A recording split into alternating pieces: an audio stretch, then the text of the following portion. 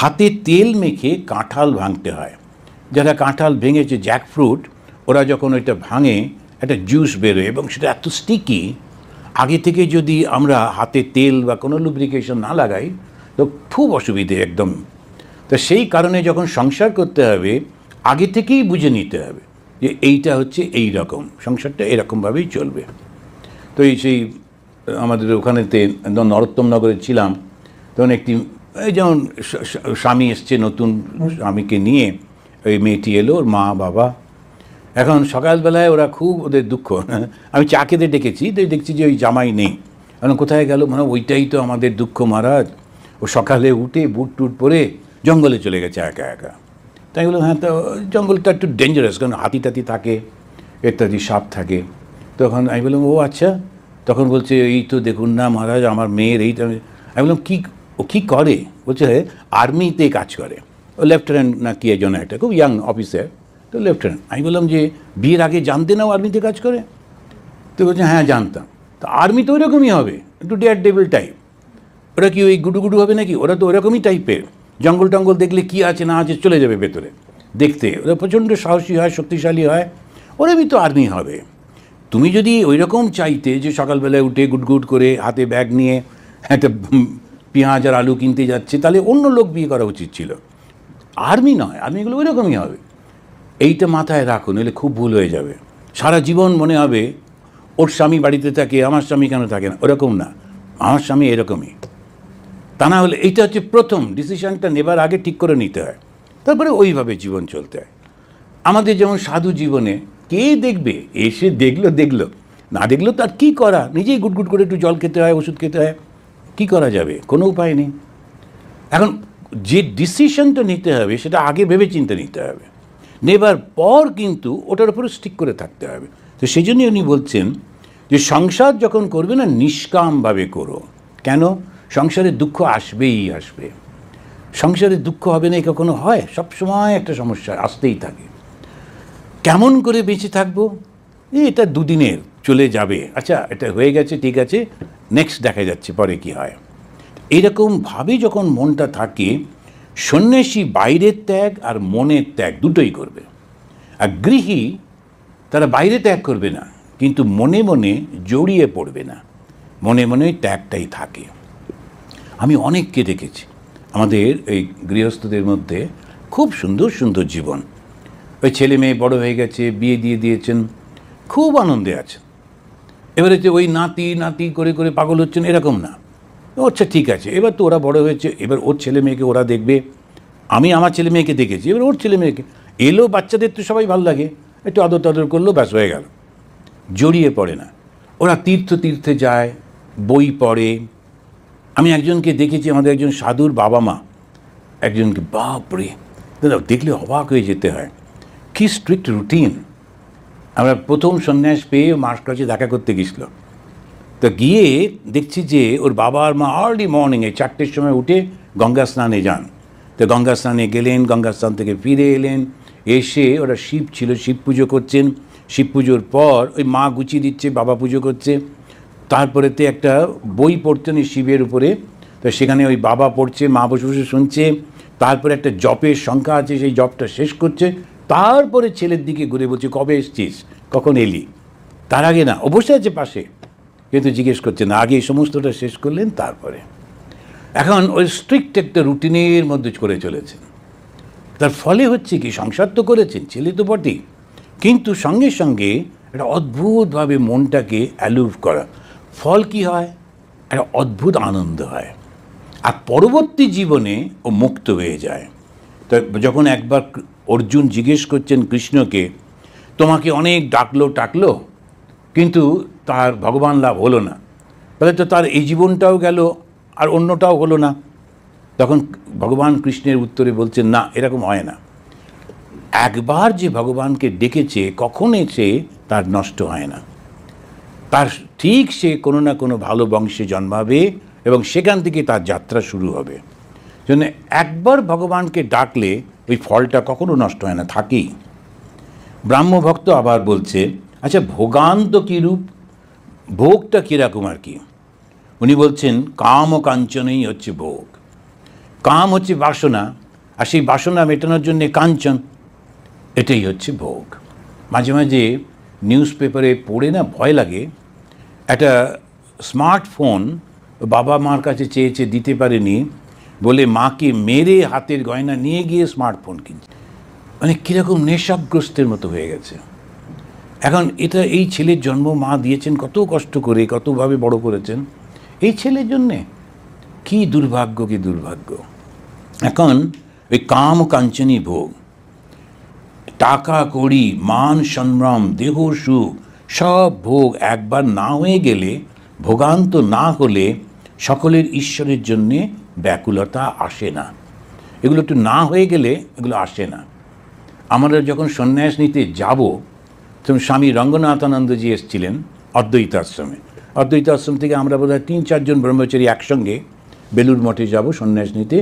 তো সন্ন্যাস সেরিমনি তো প্রায় 1 সপ্তাহ চলে, বেশ অনেক দিন আগে যেতে হয়, শিবরাত্রি পুজো হয়, এটা ওটা করে টরে তারপরে তখন যেহেতু আমরা যেদিন যাব তার আগের দিনই উনি এসেছেন, তখন আমরা ওকে বললাম, মহারাজ একটু বলুন সন্ন্যাস সম্পর্কে। উনি একটাই শব্দ বলছেন, যার আগের জন্মে যিনি ইন্দ্র ছিলেন, ও এই জীবনে ঠিক ঠিক সন্ন্যাসী হতে পারে। কারণ ইন্দ্র মানে হচ্ছে দেবরাজ, যত রকমের ভোগ ওর সব হয়ে গেছে। সেখানে ভোগের কোনো বাসনা রাখতে নেই, কোনো বাসনা রাখতে নেই, সব এই সমস্ত সব হয়ে গেছে।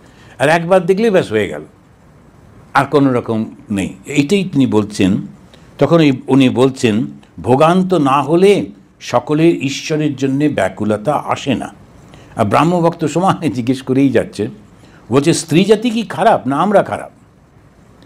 তখন শ্রীরামকৃষ্ণ বলছেন, বিদ্যারূপিণী স্ত্রী আছে, আবার অবিদ্যারূপিণী স্ত্রীও আছে। বিদ্যারূপিণী স্ত্রী ভগবানের দিকে লয়ে যায়, আর অবিদ্যারূপিণী স্ত্রী ঈশ্বরকে ভুলিয়ে দেয়, সংসারে ডুবিয়ে দেয়। কারণ ভোগের যে ইচ্ছা থাকলে জোর করে প্রেশারাইজ করে খুব সমস্যার সৃষ্টি হয়। তো সেই কারণে উনি বলছেন বিদ্যারূপিণী স্ত্রী, অবিদ্যারূপিণী স্ত্রী। এখন স্ত্রীকে যেমন ওইটাইতেই বলছে, আমাদের শ্রী শ্রী চণ্ডীতেও প্রার্থনা করছে, ভার্যাম মনোরমাম দেহি। কেননা সংসারটা তো স্ত্রীর উপরে নির্ভর করে। এবারে সে যদি সমস্ত সময় কিছু না কিছু ডিম্যান্ড করতে থাকে, তো মানুষটা পাগল হয়ে যায়। সেই কারণেতে ঠিক মতো যদি ব্যবহার করেন, তিনি যদি ঠিক বুঝে সুঝে করেন, তো খুব সুন্দর একটা জীবন হয়। তো সেজন্যই ওটা প্রার্থনা করছে, ভার্যাম মনোরমাম দেহি। তো এখানে উনিও বলছেন বিদ্যারূপিণী স্ত্রী। বিদ্যারূপিণী মানে ওর অত ভোগ চাই না, আচ্ছা এটা পেয়েছি যথেষ্ট, খুব খুশি, খুব আনন্দে থাকেন, অল্প স্বল্প জীবনেও খুব আনন্দে থাকেন, সব কিছু গুছিয়ে রাখছেন, সব কিছু হাতের কাছে, সেরকমভাবে।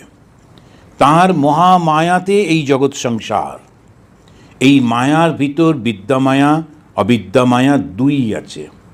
বিদ্যামায়া আশ্রয় করলে সাধুসঙ্গ, জ্ঞান, ভক্তি, প্রেম, বৈরাগ্য এই সব হয়। অবিদ্যামায়া এই পঞ্চভূত আর ইন্দ্রিয়ের বিষয়, রূপ, রস, গন্ধ, স্পর্শ, শব্দ, যত ইন্দ্রিয়ের ভোগের জিনিস, এরা ঈশ্বরকে ভুলিয়ে দেয়।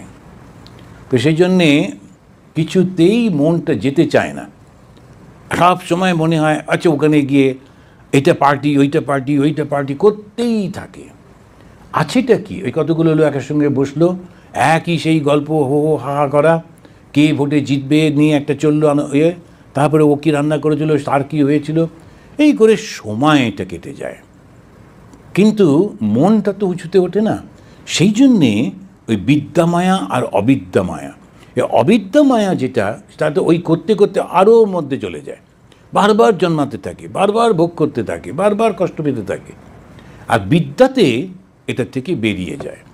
এই জীবনটা কিন্তু একটান জীবন না, এটা একটা কন্টিনিউয়েশন। গত জন্মে কী ছিলাম জানি না, ভালো কাজ করেছিলাম বলে ভালো মানে মানুষের জন্ম পেয়েছি, ভালো পরিবেশ পেয়েছি, আশেপাশের লোকগুলো সমস্ত সব ঠিকই আছে, পরিবেশ। পরের জন্মে তাই পাবো তারা তো ঠিক নেই। সেই জন্যে আমি বিশ্বাস করি বা না করি, কর্মফল তো আছেই। আমি যদি মানুষকে ঠকাই, যদি অহংকার করি, তখন কষ্টটা পেতে হবে কাকে? আমাকেই তো পেতে হবে। সেই জন্যেই এই যে ধর্ম পুরো ব্যাপারটা হচ্ছে নিজের জন্যে। নিজেকেই তো পেতে হবে। তার মহামায়াতে এই জগৎ সংসার চলছে। সাধু সঙ্গ করলে তখন জ্ঞান, ভক্তি, প্রেম, বৈরাগ্য। সাধুসঙ্গ মানে কি?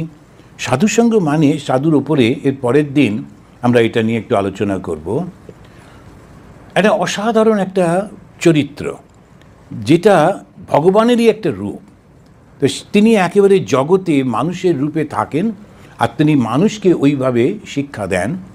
তো তাকে পেলে তখন ধীরে ধীরে নিজের মনের মধ্যেই আনন্দটা আসে, যে যখন মানুষ দেখে তখন সেটা করতে ইচ্ছে করে, তার কথাগুলো শুনতে ইচ্ছে করে, কথা শুনলে ভালো লাগে, তখন এই ধীরে ধীরে ধীরে করতে হয়। এটা ঠিকই, আমি তো এখানে বসে বসে এই কথাগুলো বলে দিলাম, কিন্তু সংসারে যারা একদম রয়েছেন নানান রকমের কত ঘাত প্রতিঘাতের মধ্যে দিয়ে যেতে হয়, কত রকমের সমস্যার মধ্যে দিয়ে যেতে হয়।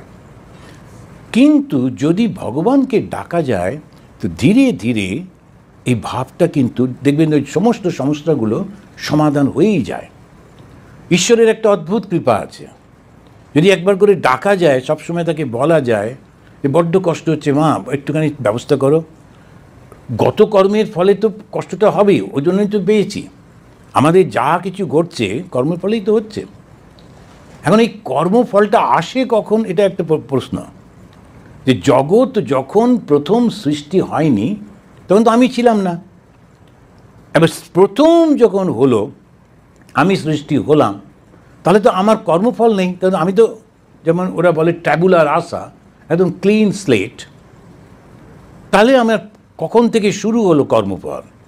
হিন্দুরা কিন্তু বলে সৃষ্টিটা আমরা জানি না কবে হয়েছে, অনন্ত। তাই স্বামী বিবেকানন্দ বলছেন এটা সৃষ্টি না, এটা ক্রিয়েশন না, প্রজেকশন। তো ক্রিয়েশন কবে হয়েছে বলা যাবে না, ওটা প্রজেকশন। আমার মনে আছে একজন স্বামীজি ছিলেন, উনি তারপরে পোর্টল্যান্ডে ছিলেন। তো আমি ওকে, ও যখন চেরাপুঞ্জিতে আমি জয়েন করেছি, উনি তখন সেকেন্ড স্বামী ওখানকার। তো আমি ওর একটা পড়াতেন আমাদের বই, তো ওকে জিজ্ঞেস করেছিলাম এই কর্মফল নিয়ে, যে আমি যখন প্রথম জন্মালাম তখন তো আমার কর্মফল ছিল না। উনি বলেন যতই তুমি টেনে টেনে বলো, প্রথম বলে কিছু নেই। কেননা এই সংসার কবে যে শুরু হয়েছে, কবে যে শেষ হবে কোনো ঠিক নেই, হয়েই চলেছে। আমি এর মধ্যে থেকে এটাকে বুঝে, এটার ভগবানের একটা সৃষ্টির খেলা চলেছে।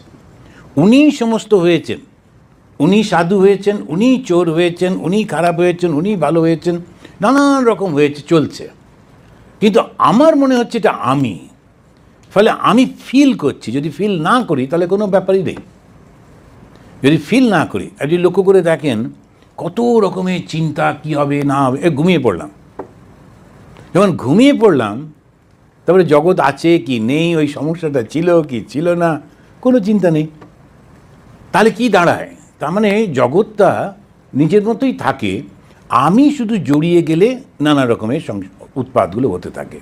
তো এমনভাবে মনটাকে ট্রেন আপ করতে হবে, আমি থাকবো কিন্তু জড়িয়ে যাব না।